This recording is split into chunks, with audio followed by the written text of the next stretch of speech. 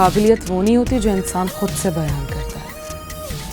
काबिलियत वो होती है जिसे सब तस्लीम करते हैं। और अगर आप इतनी काबिल होती तो यकीनन अब्बू आपका इंतखाब करते। लेकिन नहीं, उन्होंने मेरा इंतखाब किया है, आपका नहीं। आज तो अब्बू ने मेरी काबिलियत को माना है, लेकिन मैं आपसे वादा करती हूँ कल सारी दुनिया मेरी काबिलियत को मानेगी। और ये सब सिर्फ आपकी कड़वी कसीली बातों की वजह से हुआ है।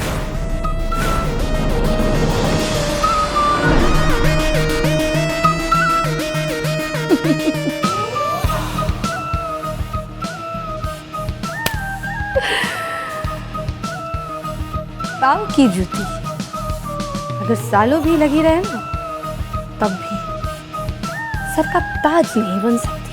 ज़ैनब भाभी, पाँव की जूती कौन है और सर का ताज कौन? अब ये फैसला करने का वक्त आ गया।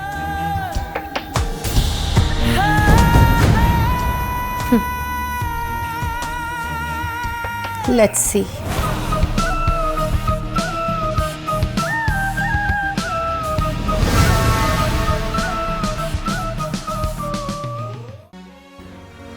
मुझे तो चाचा जान का फैसला कुछ अजीब सा लगा। क्यों? क्या इस फैसले में तुम उनके साथ नहीं थे? बिल्कुल भी नहीं फूफू जान। मैंने तो ज़ैनब भाभी का नाम सजेस्ट किया था। यहाँ तो खुशी की बात है तो मैंने तो मुखालफत की।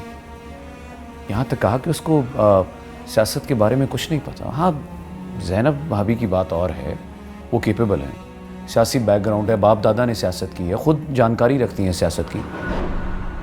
तुमने मना क्यों किया? तुम्हारी वजह से तो वो इस घर में मौजूद है। मुझे तो लगा कि तुम खुश हो गए, तुम्हारे दिल की बात हो गई। मेरे दिल में क्या है वो तो मैं बताऊंगा ही। यही तो पता लगाना है कि तुम्हारे दिल में क्या है। अरे फूफो जान, वक्त आने पे सबको बता दूंगा।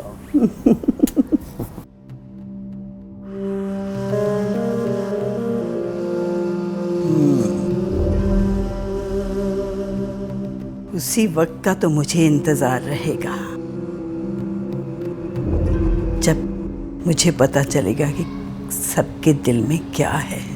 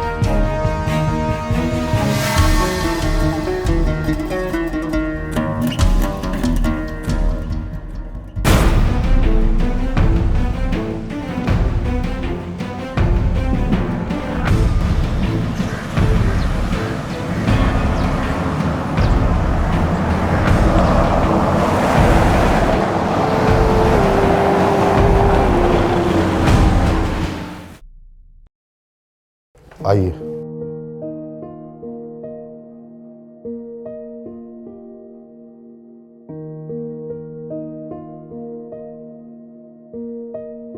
ये आपका कमरा है और ये आपकी कुर्सी। इस पर बैठकर आपने हमेशा अच्छाई के फैसले करने हैं। अब्बू ये कुर्सी आपकी है, मेरी जगह तो आपके कदमों में है। ऐसे भी मुझे कुर्सी की क्या समझ, आप जो मुझसे कहेंगे मैं वही करूंगी। अकेले मैं कुछ नहीं कर सकती।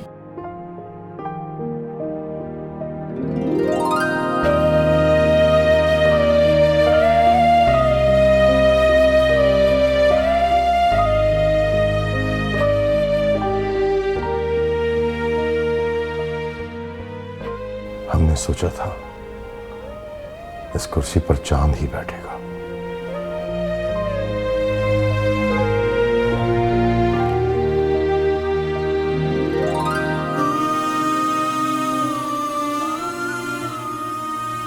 लोगों को खुशियां बांटने के लिए।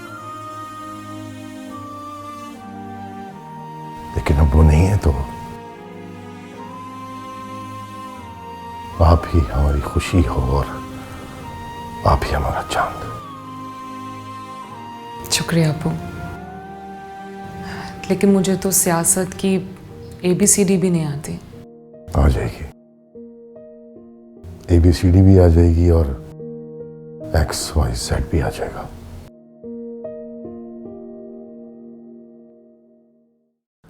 पहले आप वहां बैठिए तो सही बेटा। Thank you.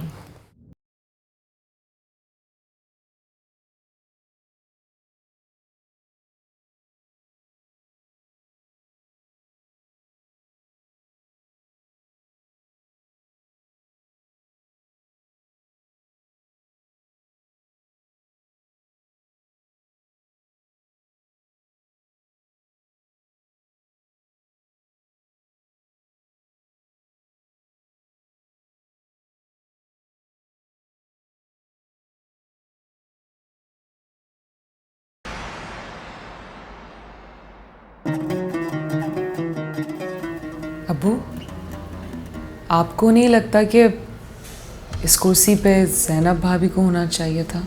आपका सोचना गलत नहीं है। आज हम आपको सियासत का पहला सबक सिखाते हैं।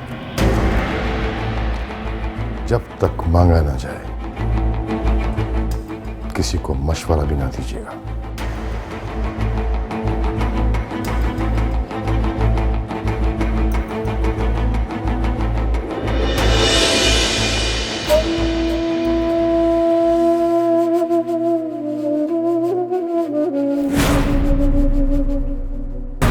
खुशी की बच्ची ने जो मुझे जलील किया उसे बहुत महंगा पड़ेगा।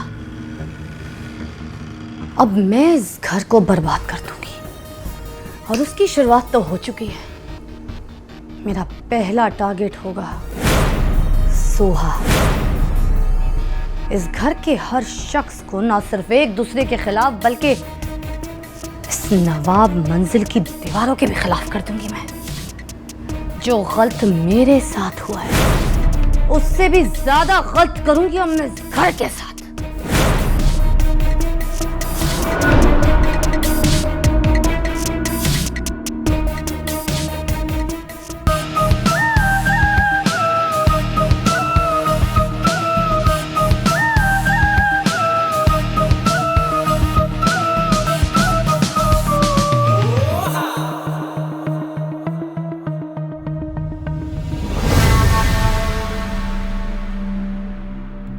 भाभी आप खैरियत तो है ना? तुमने देखा अब्बू ने किस औरत को उठा के वाइस प्रेसिडेंट की कुर्सी पर बिठा दिया। हाँ चलो ठीक है, मुझे नहीं बिठाया कोई बात नहीं, मगर तुम तो ज़हीन पढ़ी लिखी पॉलिटिकल बैकग्राउंड से थी। उस कुर्सी पर अगर किसी का पहला हक था तो तुम्हारा था ना, तुम्हें क्यों नहीं बिठाया? उसकी औकात थी, उसे बिठा दिया। लेकिन भाभी सब में मैं क्या कर सकती हूँ? मेरा तो पॉलिटिक्स से दूर दूर तक कोई लेना देना नहीं है। अरे तुम्हारा पॉलिटिक्स से कोई लेना देना नहीं है तो उस खुशी का कौन सा लेना देना है? हाँ अरे खुशी तो तुमसे भी बदतर है पॉलिटिक्स में। सोहा एक बात याद रखो, अब्बू जी के एक फैसले से तुमसे तुम्हारा होने वाला शौहर छिन गया और अब्बू जी के दूसरे फैसले से तुमसे तुम्हारी कुर्सी छिन गई। अब इंतजार करो उनके तीसरे फैसले का। तुम माफ कर सकती हो खुशी को, मगर आज जो कुछ हुआ ना उसके बाद मैं उस औरत को अब कभी माफ नहीं करूंगी। कभी माफ नहीं करूंगी मैं उसे।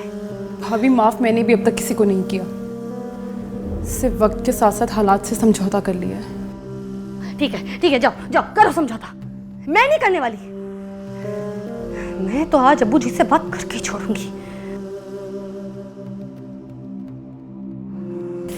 तुम्हें तो समझाना ही फजूल है तुम्हें समझाना। No use. तुम किसी खूनी को जानती हो? हाँ मेरी बस्ती में रहती है, क्यों क्या करना है? खून करवाना है खुद का। साहब जी कैसी बातें कर रहे हैं आप तो इतने प्यारे, इतने खूबसूरत है, आपसे तो कोई भी शादी करने के लिए तैयार हो जाएगी।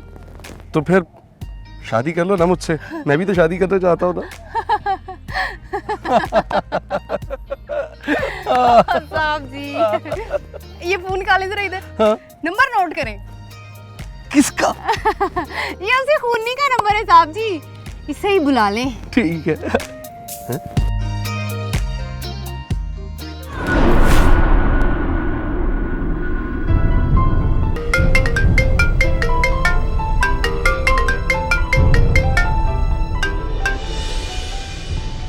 अस्सलाम वालेकुम।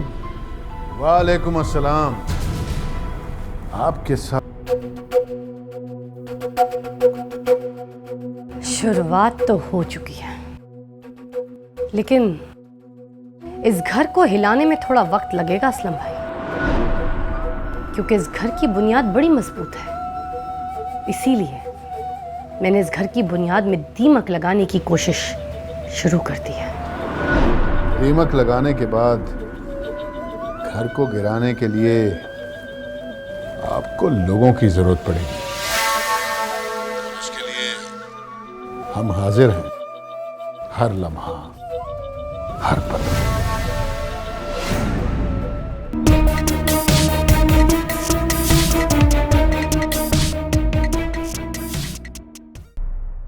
नवेद साहब, आप इंजीनियर हैं और आपका नाम क्या है? जी मेरा नाम सुहेल ख़ान है। सुहेल साहब, आप कॉन्ट्रैक्टर हैं? ठीक है। 2 महीने पहले आप लोगों को LOS में नाले बनाने का काम दिया गया था।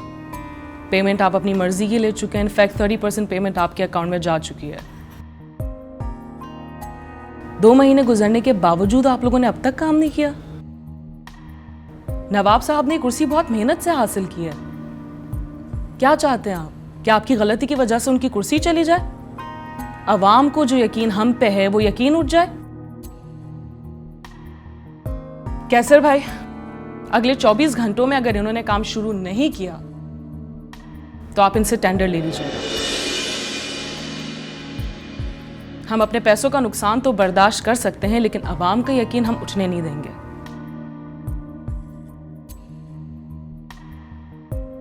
आप लोग जा सकते हैं। सॉरी मैडम, आपको इसकी ज़रूरत नहीं पड़ेगी और हम वाकई बहुत शर्मिंदा हैं। आप 24 घंटे कह रही हैं, मैं 10 घंटे में काम शुरू करवा दूंगा, आप बिल्कुल बेफिक्र रहिए। चलें ठीक है, मैं कल साइट पे मिलूंगी आपसे।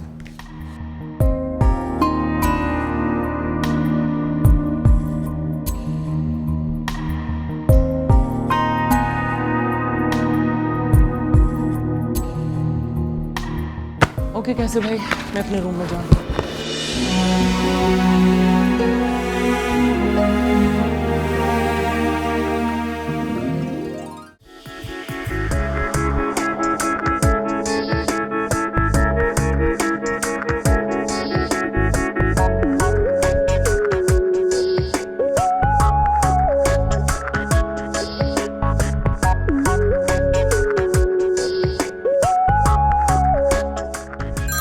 चलो ठीक है, तुम अपना काम करो, बस मैं देखता हूँ।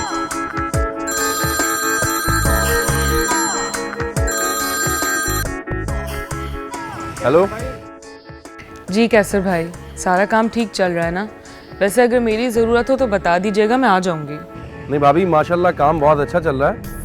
अगर मुझे लगा कि आपकी ज़रूरत है तो मैं आपको बुलवा लूँगा, फिलहाल ज़रूरत नहीं है।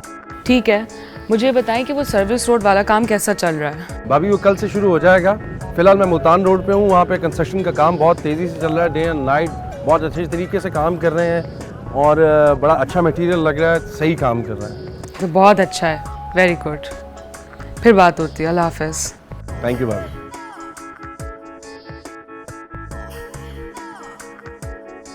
बीबी जी, आपको नवाब साहब बुला रहे हैं। अच्छा ठीक है। माशाल्लाह खुशी बहुत अच्छा काम कर रही हैं। पार्टी के सीनियर लीडर भी उनकी कारकर्दगी से बहुत खुश हैं।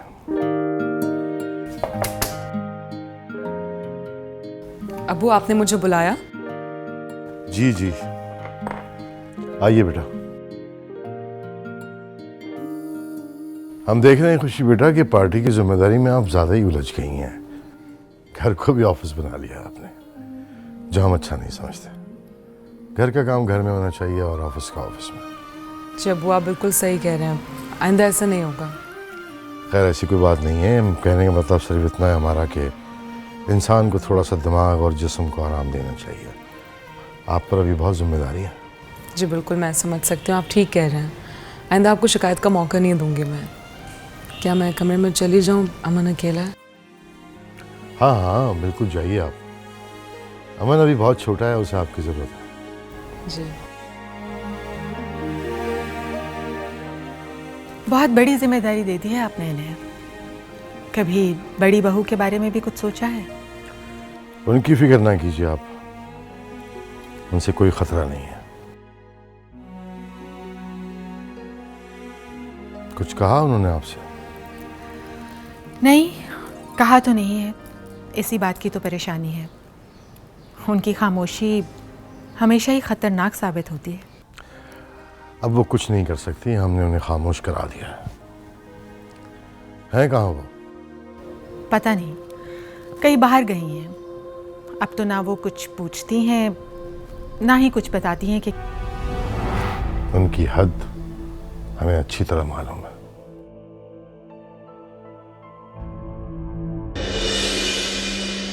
मेरी बर्बादी मेरी आंखों के सामने हो रही और मैं कुछ नहीं कर पा रही। इतनी मजबूर कभी नहीं थी मैं। चाचा जान की कंपनी के 20% शेयर्स आपके पास हैं और 20% शेयर्स मुराद के पास और 30% शेयर्स मार्केट में। मार्केट के शेयर्स तो मैं खरीद सकता हूं, बाकी बचे 30% शेयर्स जिनके मालिक हैं आपके ससुर और मेरे चचा जान नवाब साहब। अगर आप मुराद के 20% शेयर्स अपने नाम करवा लें तो आप 70% शेयर्स की मालकन बन जाएंगी मेरे 30% शेयर्स डालने के बाद। इस तरह कंपनी आपके नाम हो जाएगी और फिर जिसका जो हश्र करना है वो आपके हाथ।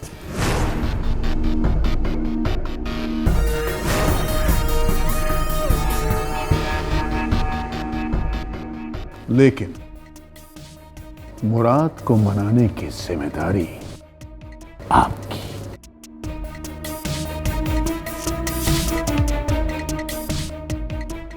Nice. I'm impressed. You are smart. ठीक है, उसे मनाने की जिम्मेदारी आप मुझ पर छोड़ दीजिए, क्योंकि इस बार मैं सिर्फ बाजी खेलूंगी नहीं, बल्कि जीतूंगी भी।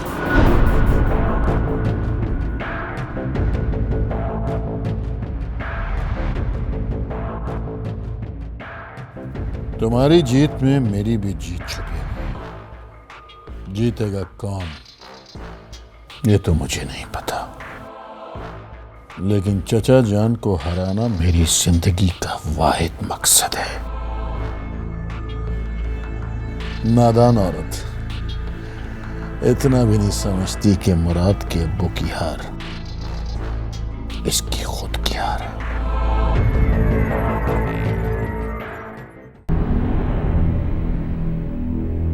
भाभी, आपकी कॉफी।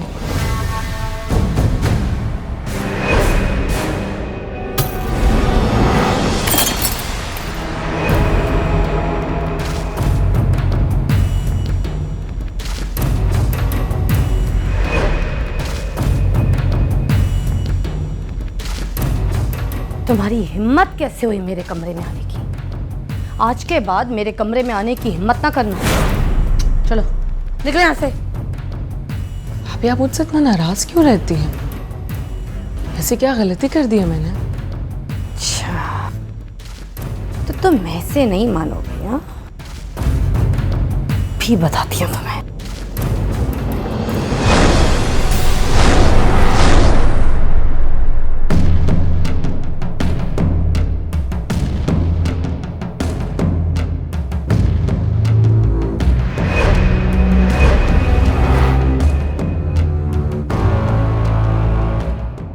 मैं अगर आपका एहतराम करती हूँ इसका यह मतलब नहीं है कि मैं किसी की बाप की नौकर हूं, जो खुद इस घर में जलील होने के लिए और दूसरों की इज्जत करने के लिए रखी गई। आपकी तरह मैं भी इस घर की बहू हूं। आप मुझसे बड़ी हैं लेकिन अब मैं आपसे बड़ी हो गई।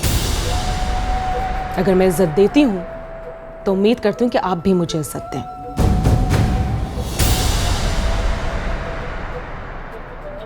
इस घर की बड़ी बहू से इस तरह बात करोगी तो? आप इस घर की बड़ी बहू हैं, लेकिन मैं इस घर की छोटी बहू भी और पाकिस्तान इंसाफ पार्टी की वाइस प्रेसिडेंट भी हूं। आज के बाद कुछ कहने से पहले 1000 बार सोच लें।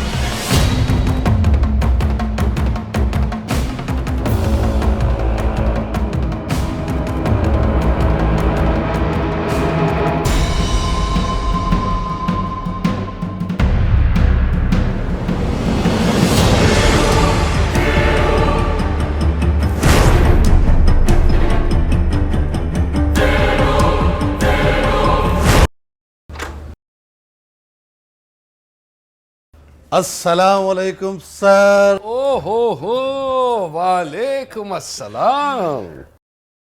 की हाल है जानिसार साहब? ठीक ठाक फर्स्ट क्लास। आया तशरीफ रखे। भाई तुसी तो पिंड दे कप्तान हो, इसी शहर में की कर रहे हो? असल में एक इंक्वायरी के सिलसिले में लाहौर आया हूँ। एक मर्डर केस है। पिंड के एक जाने पहचाने साबिर का एक लड़की ने कत्ल कर दिया। और लड़की कौन है? कुछ ज़्यादा इन्फॉर्मेशन तो नहीं, कोई बाजारू औरत थी।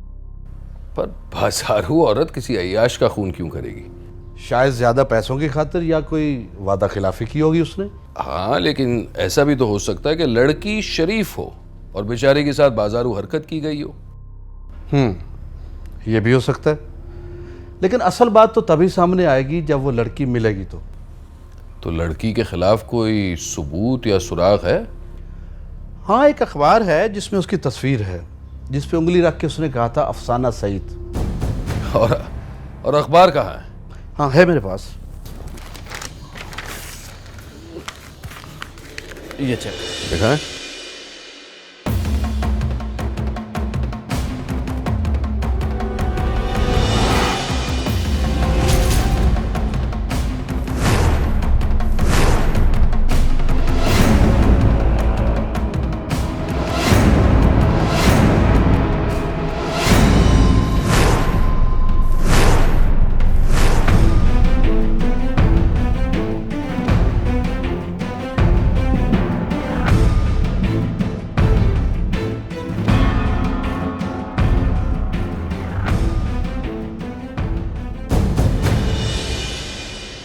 जिस ट्रेन के डब्बे में आपके बेटे का इंतकाल हुआ था, उसी जाए हादसा से एक खातून आई है।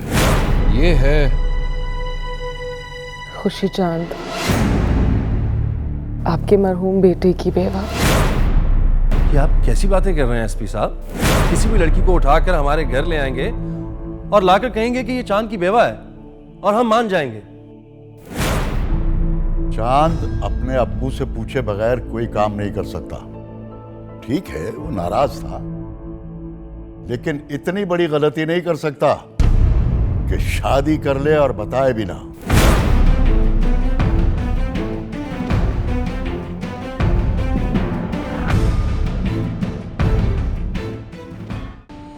जानिसार साहब, क्या नाम बताया आपने इसका? अफसाना सईद। पूरा यकीन है कि ये अफसाना सईद ही है? क्योंकि मैं तो इसे खुशी के नाम से जानता हूँ। जी, मुझे यकीन है ये अफसाना सईद ही है, और ये एक ही तस्वीर है। असल में इसके माँ बाप फौत हो चुके हैं और ये रिश्ते के मामू के साथ गांव में रहती थी।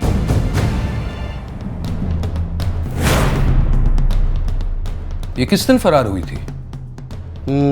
23 मई को। 23 मई और 24 मई को ट्रेन एक्सीडेंट हुआ था। कड़ियां तो जुड़ रही हैं।